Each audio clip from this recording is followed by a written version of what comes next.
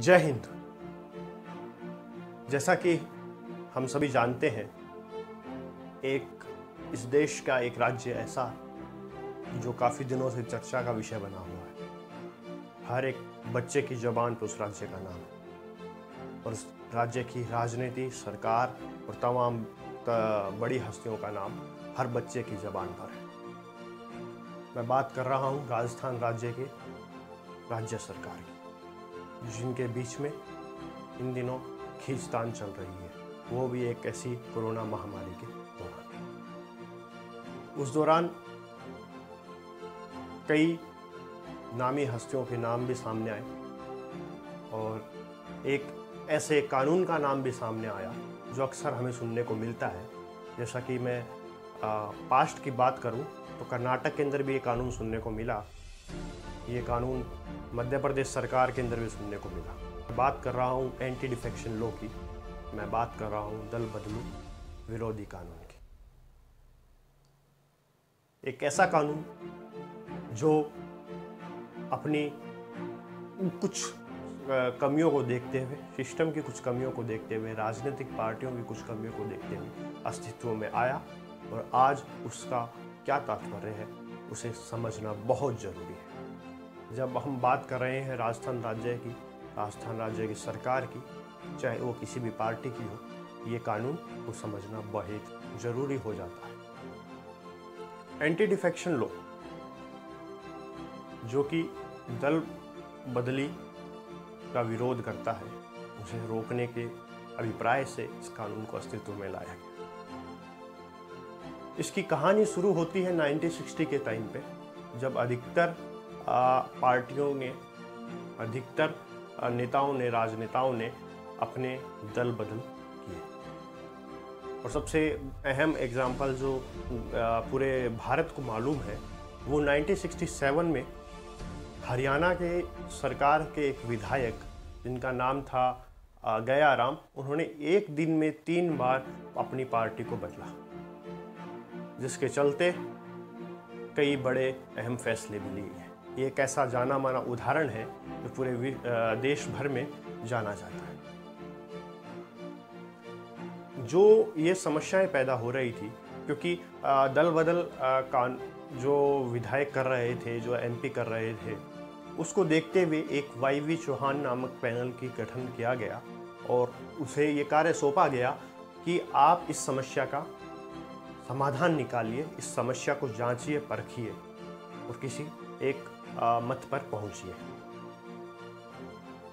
मगर इस समस्या को समाधान देने के लिए जब इस कानून का प्रस्ताव पार्लियामेंट में लाया गया तो कई कारणों से कई बार इस विधायक को पास नहीं होने दिया गया। लेकिन फाइनली राजीव गांधी की गवर्नमेंट के दौरान उन्होंने संविधान संशोधन विधेयक पारित हुआ, जो कि लोकसभा और राज्यसभा दोनों से एक मत के द्वारा जो है पारित किया गया, जिसके तहत संविधान के अंदर 10वीं अनुसूची को ऐड किया गया, जो कि दल बदल कानून के ऊपर अंकुश लगाने का कार्य करती है। 1985 में जब 52वां संविधान संशोधन हुआ, उस दौरान 101, 191, 192 कुछ अदर अनुच्छेदों के अंदर भी, अदर आर्टिकल्स के अंदर भी संशोधन किया गया था। लेकिन इस कानून के साथ साथ कुछ ऐसे ग्राउंड्स थे जिनके चलते विधायक या फिर सांसद अपनी अयोग्यता करार कर दिया जाता है, जिसे अयोग्य करार दे दिया जाता है। उनमें से सबसे पहला जो ग्राउंड है वो ये है, यदि कोई भी विधायक या सांसद अपने पार्टी को छोड़ता है या फिर पार्टी के विहिप का उल्लंघन करता है या फिर किसी विशेष मतदान में भाग लेने से इनकार करता है, तो उसे अयोग्य करार दे दिया जाता है। मगर यदि उसे 15 दिन के भीतर पार्टी क्षमादान प्रदान कर देती है तो वो अयोग्य घोषित नहीं किया जा सकता। दूसरा ग्राउंड, कोई भी एमएलए या फिर एमपी जो कि एक निर्दलीय चुनाव जीतता है और किसी भी पार्टी को ज्वाइन नहीं करता है, और चुनाव जीतने के बाद यदि वो किसी भी पार्टी को ज्वाइन करता है, किसी भी पॉलिटिकल पार्टी के अंदर इन्वॉल्व होता है, चाहे वो भाजपा हो, चाहे कांग्रेस हो, चाहे बसपा हो, कोई भी पार्टी हो, उसको यदि ज्वाइन करता है तो उसे अयोग्य करार घोषित कर दिया जाता है। यदि तीसरा ग्राउंड, यदि कोई मनोनीत सदस्य है जिसे मनोनीत किया जाता है, निर्देशित होने के 6 महीने बाद कोई पार्टी यदि ज्वाइन कर लेता है तो उसे भी अयोग्य करार दे दिया जाता है। लेकिन जैसा कि हम सभी को मालूम है कि विधानसभा में जो विधानसभा अध्यक्ष होते हैं और जो पार्लियामेंट के लोकसभा में लोकसभा स्पीकर जो महोदय होते हैं, वो किसी न किसी पार्टी से बिलोंग करते हैं और लगभग ये देखा जाता है जिसकी पार्टी मेजोरिटी में होती है उसी पार्टी का स्पीकर या अध्यक्ष विधानसभा या लोकसभा के अंदर उस पोस्ट पे होता है। तो ये भी बात देखी जाती है, यदि स्पीकर या फिर अध्यक्ष चाहे तो वो पार्टी छोड़ सकता है जब वो उसको पोस्ट को अपना लेता है, और अगर यदि वो ऐसा करता है तो उसकी सदस्यता, उसकी मेंबरशिप किसी भी कीमत पर खारिज नहीं होती है, उसकी जो उसे अयोग्य करार नहीं दिया जा सकता है। मगर इससे पहले मैं एक और एक्सेप्शन की बात करूं। देखिए, हर जो भी कानून होता है उस कानून में कुछ ना कुछ एक्सेप्शन होते ही हैं। ऐसा ही कुछ एक्सेप्शन इस कानून के अंदर भी है।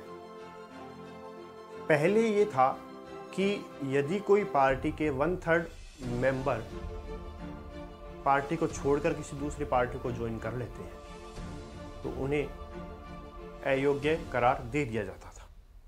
मगर 91वें संविधान संशोधन के तहत यदि कोई 2/3 मेजोरिटी के जो मेंबर हैं, यानी जो 2/3 मेजोरिटी मेंबर्स की एक पार्टी को छोड़ के यदि दूसरी पार्टी बनाती है या फिर किसी दूसरी पार्टी में अगर उनका विलय होता है तो उन्हें अयोग्य करार नहीं दिया जा सकता। और इसी का फायदा अक्सर पार्टी के लोग MLAs MP उठाते हैं। 10th शेड्यूल यानी कि 10वीं अनुसूची के पैरा नंबर 6 के तहत सभापति, अध्यक्ष और स्पीकर, इनके पास MLA या MP को अयोग्य करार देने की पावर होती है। लेकिन इनकी पावर को भी क्रिटिसाइज किया जाता है, उनकी पावर का भी आलोचना की जाती है।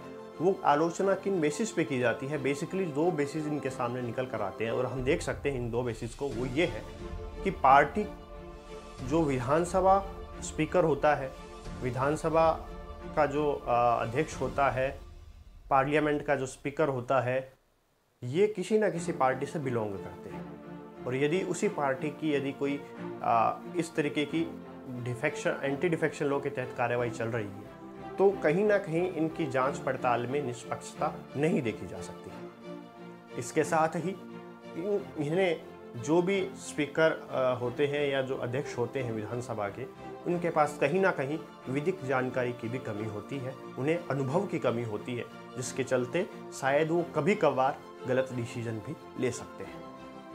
आपको जानकर ये हैरानी रहेगी कि पहले जो था वो ये था कि कोई भी यदि स्पीकर या फिर कोई अध्यक्ष किसी व्यक्ति को यदि अयोग्य करार दे देता है या फिर किसी भी मेंबर की मेंबरशिप यदि वो ख़त्म कर देता है तो वो उसका जो निर्णय है वो कभी पहले जुडिशियल रिव्यू में नहीं आता था।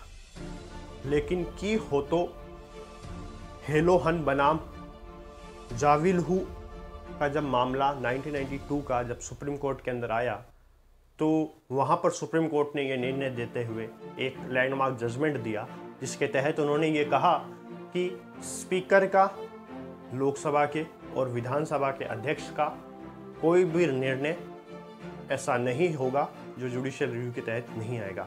खास करके जब बात हो किसी भी MLA या MP के अयोग्य करार देने की, वो निर्णय भी जुडिशियल रिव्यू के अंतर्गत आएगा। तब से ऐसा होने लगा है कि अपने जब बात करते हैं, पास्ट की बात करूँ तो मैं कर्नाटक के अंदर जब सरकार की बात आई थी तो जब उन्होंने रेजिग्नेशन दिया था तो उन्होंने मानने से मना कर दिया था विधानसभा अध्यक्ष ने। तब उन्होंने सुप्रीम कोर्ट अप्रोच किया उसके फैसले के अगेंस्ट में, तो सुप्रीम कोर्ट ने उन्हें उनके पक्ष में फैसला देते हुए उनके जो रेजिग्नेशन था उसको एक्सेप्ट करने की निर्णय विधानसभा अध्यक्ष को दिया था। ऐसा कई बार हमें देखने को मिल सकता है जब ये चीज़ें सामने आती है कि आज एमएलए सुप्रीम कोर्ट में अप्रोच कर रहे हैं या हाई कोर्ट में अप्रोच कर रहे हैं, वो इसी निर्णय की बदौलत कर रहे हैं। लेटेस्ट की बात, जैसा कि आप सभी को मालूम है, खबरों में बहुत दिनों से चला आ रहा है कि राजस्थान राज्य के कई जो बड़े नेता इसके अंदर शामिल है वो supreme court high court approach लगातार कर रहे हैं। लेकिन एंटी डिफेक्शन लॉ के अंदर कुछ कमियां भी देखी गई है टाइम टू टाइम, जिसके तहत सुप्रीम कोर्ट ने भी अपने कई निर्णयों में कहा है कि हमें इस मामले की जांच के लिए एक संस्था निर्माण करना चाहिए जो कि इन संबंधित मामलों की जो जांच है वो निष्पक्षता के साथ कर सके और एक सही और उचित निर्णय पर पहुंचकर अपना फैसला दे सके।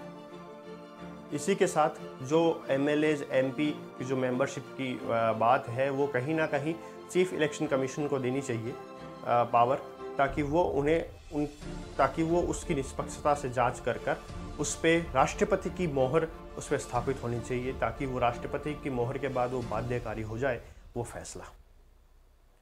ऐसे कई सुझाव विधि के कई जानकारों ने दिए हैं। तमाम जो विधि के जानकार हुए हैं वो टाइम टू टाइम इस लॉ पर बात करते रहते हैं और माननीय सर्वोच्च न्यायालय ने भी इस पर अपनी गहन चिंता जताई है। और कहीं ना कहीं ये बात सिर्फ एक कानून तक सीमित नहीं है, ये एक सामाजिक प्रॉब्लम नहीं है, ये एक राजनीतिक समस्या है जो जब पैदा होती है, जब किसी भी राजनीतिक पार्टी के अंदर उसके जो नैतिक मूल्य है वो कमज़ोर पड़ जाए, उसकी नींव कमज़ोर पड़ जाए, जब उसकी किसी एक पर्टिकुलर बंदे को ज़्यादा फेवर किया जाए, जब ऐसी समस्याएं उत्पन्न होती है किसी भी राजनीतिक पार्टी में, इनका समाधान भी उन्हीं के बीच में छिपा है। समाधान सिर्फ बेसिक सा है, वो ये है कि सबकी बात सुनी जाए, नैतिक मूल्य को और मजबूत किया जाए। पार्टी की नींव जितनी मजबूत होगी, जितनी अच्छी लीडरशिप होगी, उतनी अच्छी पार्टी चलेगी। चाहे वो कोई भी हो, चाहे वो कांग्रेस हो, भाजपा हो, चाहे वो बसपा हो, चाहे सपा हो, कोई भी। इसके चलते कई सरकारें आज के टाइम पर अपनी सीट बचाने के लिए, अपनी गद्दी बचाने के लिए, अपनी राजनीति के करियर को बचाने के लिए रिजोर्ट पॉलिटिक्स भी करती नज़र आ रही है। जैसा कि राजस्थान राज्य कांग्रेस सरकार ने भी किया, कर्नाटक सरकार ने भी किया, मध्य प्रदेश के अंदर भी सरकार ने इस कार्य को अंजाम दिया, जिसके तहत कुछ जिन पर सेंध लगाने की बात कहें तो उन एमएलएज एमपीज़ को एक पर्टिकुलर लोकेशन में बंद कर दिया जाता है एक तरीके से, ताकि उनसे कोई संपर्क ना कर सके और उनकी खरीद फरोख्त ना हो सके। बेसिकली एमपीज़ एमएलएज की जो खरीद फरोख्त है उसको रोकने के लिए इस कानून का निर्माण किया गया, लेकिन इसके अंदर आज भी कमियां हैं जिसे सुधार करना बहुत ज़रूरी है और सुधार तभी संभव है। और मैं यूँ कहूँगा कि इसमें सुधार की ज़रूरत नहीं है, राजनीतिक पार्टियों में सुधार की ज़रूरत है। यदि उनकी लीडरशिप मजबूत है, उनका नैतिक मूल्य मजबूत है, तो ऐसे कानूनों की भविष्य में कभी ज़रूरत नहीं पड़ेगी। जय हिंद, जय भारत।